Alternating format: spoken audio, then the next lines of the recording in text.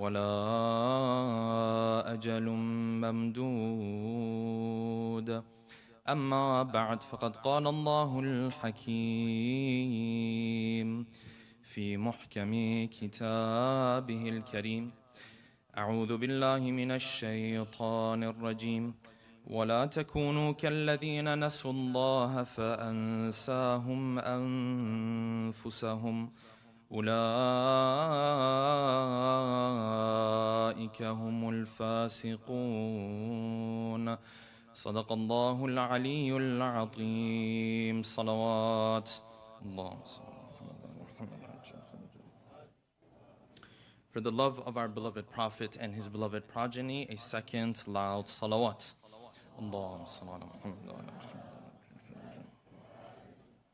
For the hastening in the return of our beloved 12th Imam, a third final loud salawat.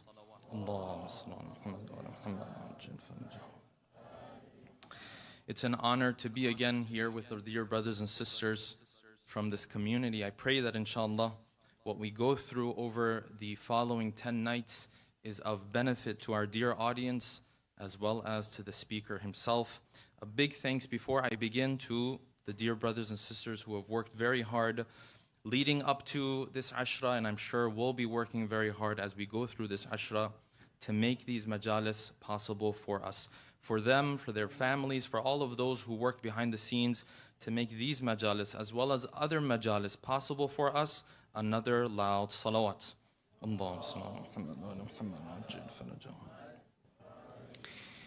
The topic that we'll be discussing tonight and tomorrow night, inshallah, is the topic of building an Islamic identity. This is a topic that is even more crucial for us to discuss as Muslims living in this part of the world. Because the reality is, growing up from the very beginning, you start to notice something about your life that is different from the lives of the people around you. Everyone else, when you start to go to school, might be celebrating certain holidays. You might come home one day very happy.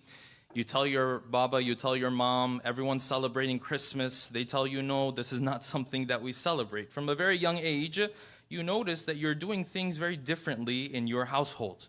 You might get a little bit older, get into middle school, get into high school. You see your friends, they are engaging with the opposite gender. They have relationships. It's a very normal thing. Valentine's Day is a thing. Taking people to Prime is a thing. You come home, your parents will tell you, no, this is not allowed in our faith. You have to do things differently. You go out with your friends from school sometimes, for your colleagues, your peers. They go out to eat some food. You can't necessarily eat that food. All of a sudden, you see things are different in your life every step of the way. You make it into college. You find almost everybody in college is experiencing with drugs and alcohol and all sorts of things. And at the very least, theoretically, you and I know that we're not supposed to engage with these things. Move on to, you're getting married now. You look at your wedding, you look at the Instagram-worthy wedding of a non-Muslim couple, and you see these weddings are quite different from each other, or at least they're supposed to be. And so every step of the way, you start to realize that you do things differently in this society. It seems as though the way you do things and the way the normal person within society or the average person within society does things are quite different from each other. And this gives rise to a question, puts a question into all of our minds, and that is, what is my place in my role in this society? Who am I? What is my identity?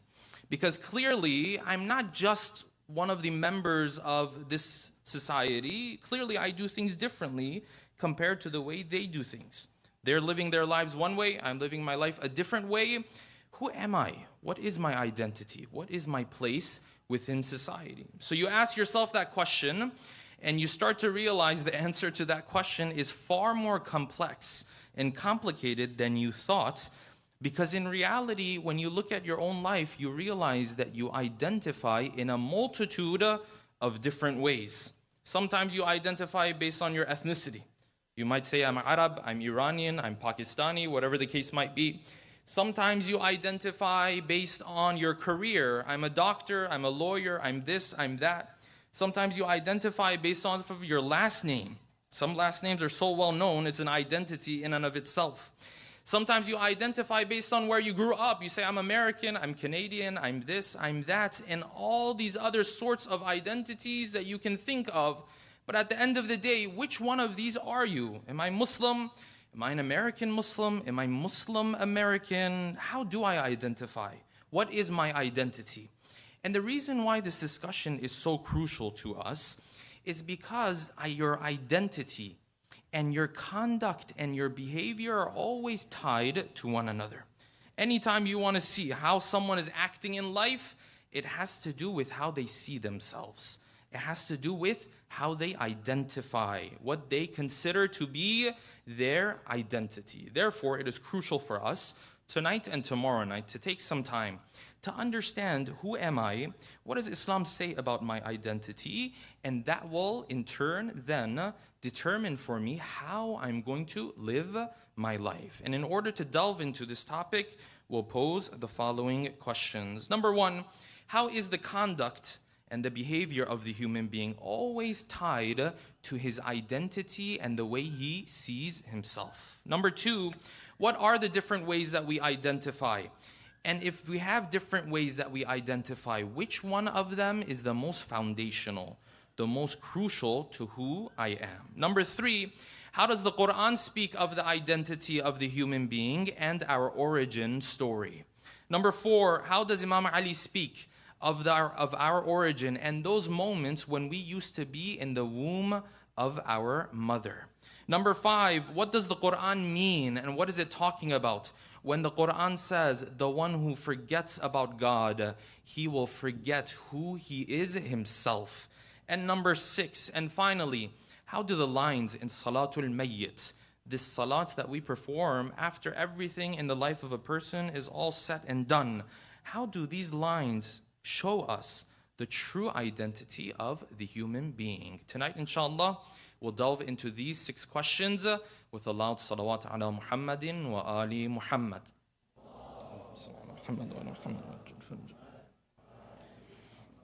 Let us begin from here. When you look at Islam as a religion, it comes with many rules and regulations. So many do's and don'ts. And so, before we get into all of these do's and don'ts, you can't dress like this, you can't eat this, you can't listen to this, you can't look at this, you can't do this, you can't do that. First, we have to understand what is my identity. Otherwise, I'm always going to struggle with these do's and don'ts of Islam. Because I'm always going to feel as though someone else is coming and taking away my liberties and my freedom as a human being. Someone is coming, this religion, this Islam, this God, whoever it might be, is coming and telling me what to do, what not to do with my life. As long as I see myself as an independent being, as someone who has authority over his own life, I will feel like someone is intervening in my life all the time. But if I identify in a different way, if I understand who I am, well then things are going to be very, very different from one another. And the reason why this topic is so crucial is because we said that the identity of the human being is fundamentally what will define his behavior and his conduct. The way you see yourself, the understanding you have of who you are, is what's going to dictate what you will do when you're in a situation where you have to make a decision. There are some of your friends you come across, they sleep very late at night. You automatically give them an identity. Say, this friend of mine is a night owl. That's it. He takes on this identity. Yes? Now when you're hanging out with him, he says, listen, Baba, you know who I am. I'm a night owl. I'm going to stay up. I'm not going to go to sleep until 2 a.m. Yes? Fajr is something else. We'll figure out Fajr later. Yes? But he says, this is my identity. This is who I am. You have another friend. Yes? He wakes up very early in the morning. This friend of yours is the type of person who wants to wake up early, and God forbid he's the type of person who wants to let everyone else know that he woke up early. Yes, that type of a friend is a problem. But you give him an identity. He's an early bird. That's what he does. The moment you give him that identity, that is going to determine his behavior, his conduct. That's what you expect of him. These two are always tied to one another very, very closely. I'll give you an analogy so you understand this better. Imagine one night, your mother tells you, go and put the trash out. Yes, it's late at night because she told you earlier, you didn't do it. Yes, but now it's okay. It's late at night. Go put this trash out. You want to take the trash out down the driveway. It's dark. For some of us, it might be scary. Imagine you're going down this driveway, carrying this trash with you, and in the bushes, you start to hear some noise. I think we've all been there. You hear this noise. Some of us, of course, will run back, yeah? We'll be back in the house. But when you hear this sound in the bushes, what's the first question you ask yourself? First question you ask yourself is, what is this? You want to figure out its identity. What is it? Is it a dog? Is it a cat? Is it a cute little rabbit? Is it a snake? God forbid, God forbid, God forbid. The worst of all, is it a rat? Yes, the rat is probably the worst of all. Even though the snake can kill you, but still the rat is the worst case scenario, yes? You want to figure out what this thing is. Why? Because you want to figure out what it's going to do. The identity of that thing that's moving around in the bush will determine for you how it's going to act and what it's going to do. If you can pinpoint its identity, then you'll know, am I supposed to run back to my house? Or can I just be brave and move forward? The identity of everything is going to determine how that thing is going to do things. Okay, great. Oh Allah, can you just tell us what our identity is? Why can't Islam just tell us what our identity is? So we start to look into our identities. The problem is you identify in a million different ways. Sometimes you identify based off of your economic status. Sometimes you identify based off of your ethnicity, where you grew up, what type of food you like. Some people even identify based off of where they went to school. The college they went to, that's what they identify based off of. All of a sudden, they do some weird symbols towards each other. You realize, well, they went to the same high school. They went to the same college, for example. Yes? We identify in so many different ways. So then the problem starts and begins from this point. And that is where sometimes some of these identities start to contradict one another. They start to overlap with one another. Like one identity is asking you to do one thing, another identity is asking you to do another thing. You're stuck in this situation. What am I supposed to do? Who am I? Give you a simple example. Your friends call you. They say, listen, we're going to go. We're going to spend some time tonight. Yes, we're going to hang out tonight. This is your identity as a friend, calling you to go and attend, go and spend time. And then you get a call from the family. Well, we're going to go and check and see our relatives tonight. So your identities are doing what now? They are contradicting one another. Now you're stuck. You don't know, am I supposed to go this way? Am I supposed to go that way? And you will see that every single human being who's ever lived and is living right now and will ever live will be in this position, and they will always prefer one identity over the other when they start to overlap. Always give importance and preference to one of these identities over the other one. This is very key. This is the key to our discussion.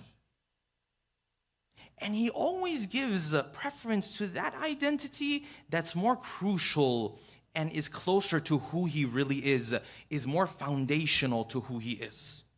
That's what he does. So if his friends call him, even if he's not Muslim, if his friends call him, say, hey, we're going to go spend time. And then his wife calls him and says, listen, we have to go to the hospital. I'm hoping, I'm praying that he's actually going to do what? He's going to give preference to that relationship that he has in the household. He'll say, you know what? I'm more of a husband than I am a friend right now. This one is more foundational to who I am. Yeah, I am a friend too. Other situations, I would be going out, spending time, all that kind of stuff. But you know, when these two contradict each other, I'm going to give importance and preference to that identity that is more foundational to who I am. So he goes, spends time with the family.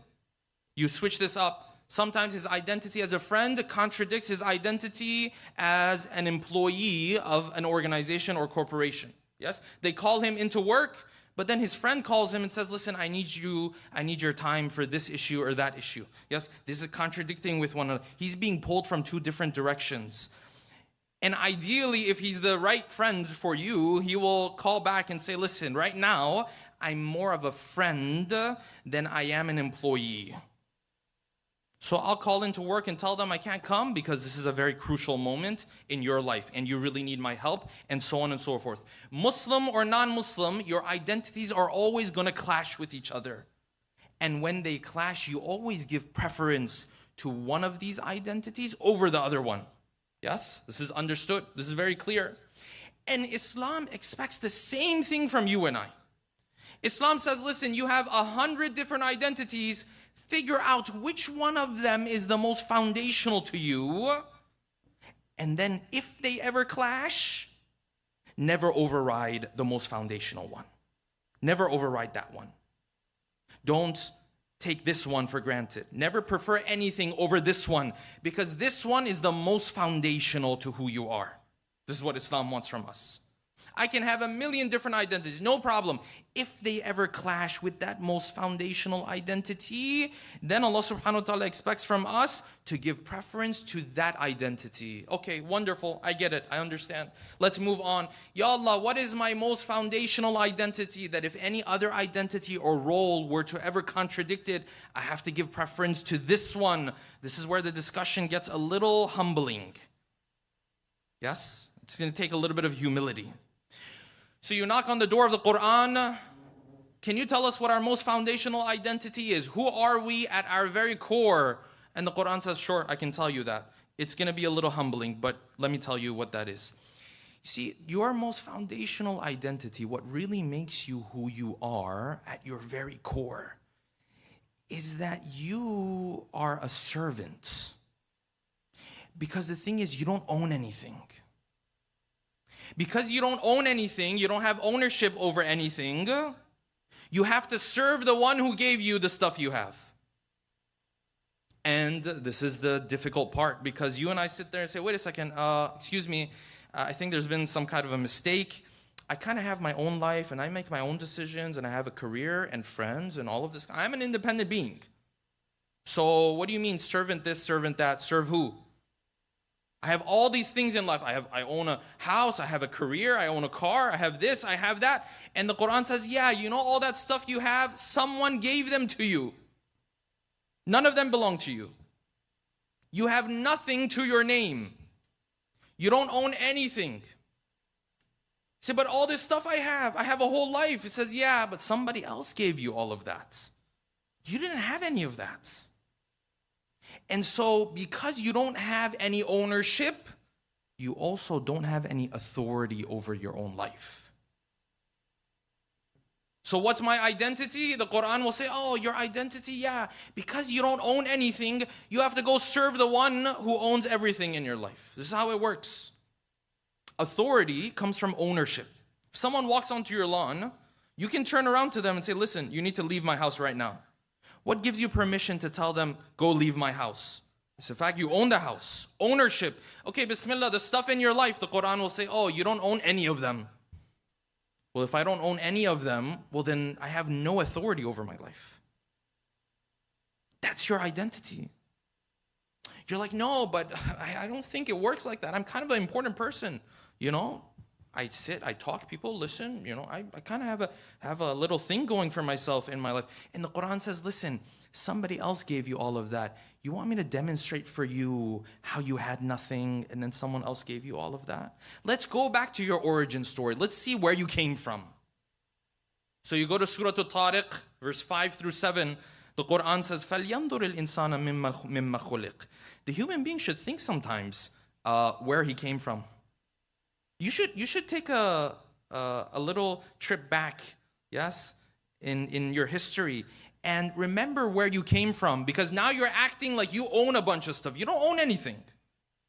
You're kind of a nobody in front of God. Yes, in society you have rights, you're independent, all of that makes sense, yeah? But in your relationship with God, you don't really own too much. Okay, so where did I come from? He says, فَلْيَنْظُرِ الْإِنسَانُ مِمَّا خُلِقْ. He should take a look of where he came from. Okay, so where did I come from? خُلِقَ مِن مَاءٍ دَافِقٍ. You came from a drop of fluid. Oh, wait a second. I thought I was like kind of important. You are important. From other angles, you are important. But from this angle, you were empty-handed. You had nothing. خُلِقَ مِن مَاءٍ دَافِقٍ يَخْرُجُ مِن بَيْنِ الصُّلْبِ وَالتَّرَائِبِ. Yes, it comes from the loins and so on and so forth. This is who you used to be. I say, Ya Allah, but I thought I was really important. He says, listen, let's go a little bit back. If we go a little bit further back, it's not even that drop of fluid. You were like almost nothing before I made you into something.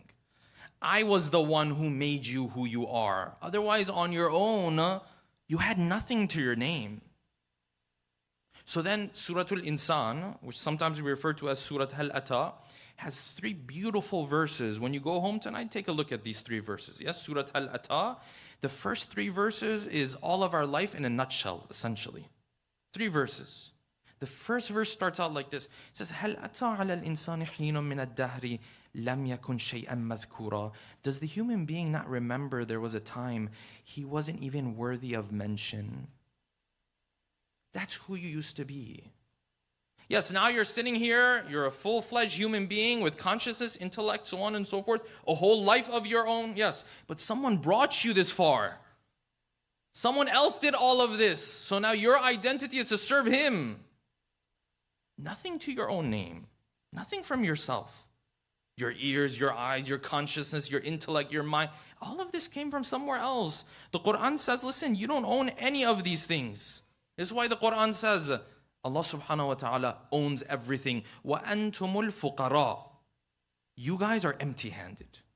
The human being is empty-handed. He doesn't own anything. You want to go a little bit deeper to understand who you are? You know, Islamic philosophers, they talk about this. It's a long discussion, but I'll simplify it just so you get the terminology. Islamic philosophers call you and I a mumkin. Mumkin. Mumkin means what? Mumkin means that thing that's so weak, if it wants to exist, something else has to want it to exist. Otherwise, it can't even stand on its own 2 feet. This is mumkin. Mumkin is that thing, that existence, that in its own existence and in everything it does, it needs someone else to come and do it for him. His heart needs to beat, someone else has to come do it. His lungs have to work, someone else has to come do it. His blood has to run through somebody else. He needs eyes, someone else has to, ears, someone else. So what's my identity? You're that thing that can't even exist on its own. That's who you are. That is foundationally our identity. That is the most foundational identity that we have as human beings. This is why the Quran says, by the way, your existence is so flimsy that if God wanted to wipe you out and then bring in another group of people, he could do that. It's not like once he created you, he's stuck with you. Like, you can't do anything about it. No. وَإِن تَتَوَلَّوْا يَسْتَبْدِلْ قَوْمًا غَيْرَكُمْ. If I wanted to, I could wipe you out, bring out another group of people. And you know what? It's very easy for me because your existence is so flimsy. Removing it, bringing it, it's like a flip second. Just a split second I can do it. So he says, وَمَا أَمْرُنَا إِلَّا وَاحِدًا. When we want to get stuff done, it takes us 1 moment. إِلَّا كَلَمْحٍ بِالْبَصَرِ. It's like you bat your eyes. That's what we can do. That's how flimsy of an existence you and I have. Now with this flimsy existence, we're standing there with nothing to our name, and then Allah subhanahu wa ta'ala says, you need to do this, you need to do that, and I'm like, well, I don't think so. I don't know if I want to trust you so much and this and that. Baba, you don't own anything. You're not in a position of authority. You know, sometimes you go into negotiations, right? When you're negotiating with the other person, you need some leverage. You need something, ownership over something, so that you can point towards it. Recite a salawat, please.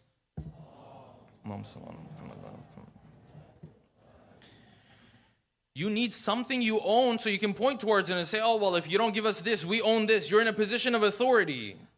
And God's saying, listen, you're not in a position of authority. Everything you want to do, I have to do it for you. What authority? What ownership? You can't breathe on your own. This is why Ali ibn Abi Talib in Nahjul Balagha, he explained so beautifully in one of his khutbahs how we came to be the human beings that we are. It's a very humbling khutbah of Ali ibn Abi Talib. He says, listen, let me tell you who you are. He says, أَيُّهَا الْمَخْلُوقُ السَّوِيَّ. Oh, the one who, first of all, makhluq, someone else had to create you. As-sawi. Someone else had to come in and organize your affairs. Yes? خَلَقَ فَسَوَّى means the one who created the human being and then he organized him. He put him into proportions. Yes, your head is going to be here, your arms, your limbs, your organs, so on. All the headache of the design of the human being. This is فَسَوَّى. It says, أَيُّهَا الْمَخْلُوقُ السَّوِيِّ وَالْمُنْشَأُ الْمَرْعِيُّ فِي ظُلُمَاتِ الْأَرْحَامِ. You are the one who God brought you forward through the darknesses of the wombs. Generation after generation after generation, you were part of this body, then this body, then this body, then this body. In the darknesses of the wombs, when people didn't even know who you are, there was someone who had to hold your hand and bring you all this way. You don't own anything. We're not in a position of authority with God. وَمُضَاعَفَاتُ الْأَسْتَارِ, and you were hidden behind multiple layers. بُدِئْتَ مِن سُلَالَةٍ مِن طِينٍ, your creation started from a speck of dust. And then what happened? وَوُضِعْتَ فِي قَرَارٍ مَكِينٍ إِلَى قَدَرٍ مَعْلُومٍ, then someone brought you and put you into a place of residence for a certain period of time. He says, تَمُورُ فِي بَطْنِ أُمِّكَ جَنِينًا. You were going from one corner to the other corner of the womb of your mother. You were just in the womb of your mother. لا تحير دعاء ولا تسمع نداء. You were so insignificant, no one could speak to you and you couldn't communicate with anybody. This is who you were. Don't approach God from a position of authority because it's not true. There's no reality to it. You don't own anything. I don't own anything. It's a difficult pill to swallow. He says, you came from there. ثُمَّ أُخْرِجْتَ مِن مَقَرِّكَ إِلَى دَارٍ, then God brought you out into a world لَمْ تَشْهَدْهَا وَلَمْ تَعْرِفْ سُبُلَ مَنَافِعِهَا. This is very beautiful. He says, then God brought you into this world. You were born, yeah? But even when He brought you into this world, you didn't even know the basics of life. And then He asked this one question. He says, فَمَنْ هَدَاكَ لِاجْتِرَارِ الْغِذَاءِ مِنْ ثَدْيِ أُمِّكَ. He says, who taught you to go to your mother when you were hungry? Oh. Who taught you that? You say, oh no, Sheikh, if you study science, we have some doctors in the community, they said this comes naturally to the child. No, the stuff that came naturally to the child, someone inspired this child to do these things. Someone taught him how to do these things. So Ali ibn Abi Talib says, you're the one who is that speck of dust. All of it. Even when He brought you here, then He had to teach you that, listen, if you're not comfortable, cry. Because if you cry, then your mother will come, your aunts will come, everyone will come, yeah? If you're hungry, yeah? Scratch the chest of your mother a little bit, yeah? Struggle, then they'll come. You say, oh, this is all natural. No, it's not natural. Ali ibn Abi Talib is saying somebody inspired you for all of this. So then that was you, the one who had none of these things. Someone had to teach you all of the basics. Now you've come all of this way, and now you're looking back and you see yourself as an independent being. You're like, yeah, I did all of this on my own. No, what do you mean you did all of it on your own? God is a part of everything you do because you need Him in everything you do. And this is why verse 19 from Surah 59, Surah Al-Hashr, is a very key verse in this whole discussion, because Allah subhanahu wa ta'ala says something that for me personally, growing up, hearing it in lectures, never made sense to me. Always hear this verse in lectures, never made sense to me. But if you understand this discussion we had, now it makes a little bit more sense. The Quran says, وَلَا تَكُونُوا كَالَّذِينَ نَسُوا اللَّهِ. Don't be like those people who do this. You know, the Quran has this terminology. Yeah, you know, sometimes we say, you don't want to be that guy, right? We say, don't be that guy. The Quran is saying, don't be like those people. Like who? وَلَا تَكُونُوا كَالَّذِينَ نَسُوا اللَّهِ. Don't be like those people who forgot about God. Okay, so what happens if I forget about God? There's a bunch of people, they don't even think about God, you know, not even once a year. Seems like their life is going very well. What's the problem? He says, وَلَا تَكُونُوا كَالَّذِينَ نَسُوا اللَّهِ فَأَنْسَاهُمْ أَنفُسَهُمْ. Because they forget who they are themselves. What do you mean they forget who they are themselves? Because you are that being that can't exist on your own. The moment you take God out of the picture, there's no more you. You don't exist anymore. You forget about who you are. You can't picture who you are without God being part of the equation. You forget about God? Okay, great. You're lost in life. You have no idea who you are. You will forget who you are yourself. Because you are that being that is constantly reliant on God. That's your definition. That's who your identity is. The moment you take God out of that equation, there's no more you anymore. You're not independent. You have nothing to your name. They are the ones who end up disobeying God. The one who thinks he's independent. God's out the picture, so now he thinks he's his own thing. Now he gives himself permission to do as he wishes. So now he has fisq. Now he has open sinning. Now he commits sins. He does this, he does that. Because he lost and forgot who he was. Why? Because he took God out of the equation. You know what the foundational identity of the human being is? At its very core, where this presents itself in the most manifest, in the most clear way, is when at the end of the life of this human being, they bring the body, they say, we're going to do Salatul Mayyit now. Salatul Mayyit, that Muslims will do, Shia and Sunni will do. When they want to recite the Salatul Mayyit, I'm sure many have already attended in the past, there are lines that are to be recited. These lines are to be recited by everyone who's part of this Salatul Mayyit. The Imam is not supposed to recite on your behalf like a normal Jama'ah, right? You do it in Jama'ah, but you recite all the lines yourself. There's 5 takbirs in Salatul Mayyit. And after every takbir, certain lines you say, yes? There's the kalima you say, and then you pray for all the believers, you do all of these things, yes? Until you come to the last lines you're going to mention before the 5th takbir and the salat is over.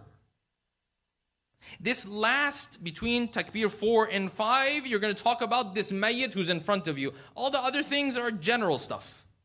Yes, when I say general stuff, not that they're not important, but you're talking about general concepts. Between 4 and 5, this mayyit who is in front of us. I want to be careful not to point to any of the dear brothers here. This mayyit who is in front of us. So what do you say in these lines? This person who had a million different identities, he was a lawyer, he had this ethnicity, he had that last name. Baba, he had a last name. When he used to say this last name, people would just, be like, yeah, whatever you want. We all know people who are like that. He had the identity of the type of wealth. When he walked in, people were like, yeah, sure. We can make it happen. He had these identities.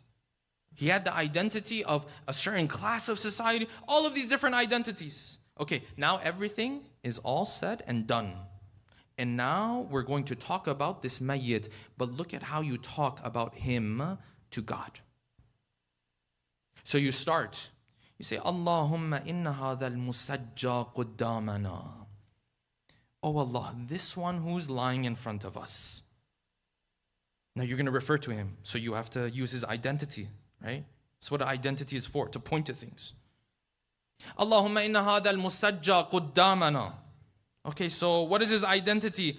Abduka wa ibnu abdika wa ibnu amatik. He's a servant of yours who was also born from a male servant and a female servant. Baba, what happened? He had all this whole life of his. All these identities. He had this story and this experiences and all this kind of stuff. What about all of that? You say, yeah, that kind of stuff doesn't matter anymore. Those identities were all cool and nice. Yeah, wonderful, great job. But then at the most foundational level, this was his identity. If he utilized those other ones to build more of this, great.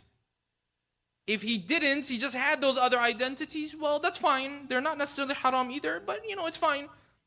But they don't have much value today. It doesn't matter much today anymore. Abduka wabnu abdika wabnu amatik nazala bik wa anta khayru manzulun bih. The only thing that matters now is that he's come to you, and you're the best one to come towards. You're the most welcoming to come towards. Okay, so now what matters now? Allahumma inna la na'lamu minhu illa khayra wa anta a'lamu bihi minna. Allahumma in kana muhsinan فَزِدْ فِي إِحْسَانِهِ. Oh Allah, if he did well, in other words, i.e. translation, if he was a good servant. فَزِدْ فِي إِحْسَانِهِ. He took steps towards you, oh Allah, out of your mercy, out of your grace, out of your fadla, add to his goodness. وَإِن كَانَ مُسِيئًا فَتَجَاوَزْ عَنْهُ. And if he didn't do well, well then, oh Allah, forgive him. What's your most foundational identity? Your most foundational identity is that you are that existence that cannot breathe or live on its own. Everything else is on the outer layers of your existence. If you go to your very core, this is who you are. Okay, wonderful. This is my most foundational identity. It's humbling, but I'll take it because the Quran is saying so. So if this is my most foundational identity, this leads us to our discussion for tomorrow night. And then the Quran is going to tell you now, if this is your most foundational identity, when you take on other identities, that's not a problem. Only when they clash with this one overrides them. If they don't clash, fine. A lot of times they won't. Some identities will never clash with this. No problem. Sometimes they will. And Allah subhanahu wa ta'ala expects from you and I that because this is the most foundational identity of yours, this is the most important thing that makes you who you are, if anything clashes with this one, this gets preference. This one gets precedence. This one gets to override everything else. If you start to override this one and give preference to other things, then you're forgetting who you are truly. And tomorrow night, we will talk about how a human being can sometimes give preference to this identity and how the human being sometimes can make the big mistake of giving preference to his other identities. With that, inshallah, we'll bring tonight's talk to an end. Let us take a moment to recite Surah Al-Fatiha for all of your marhumin and marhumat, and especially for the marhumin and marhumat of all of those who have worked hard to make these majalis possible. رحم الله من قرأ سورة الفاتحة مع الصلوات على محمد وآل محمد.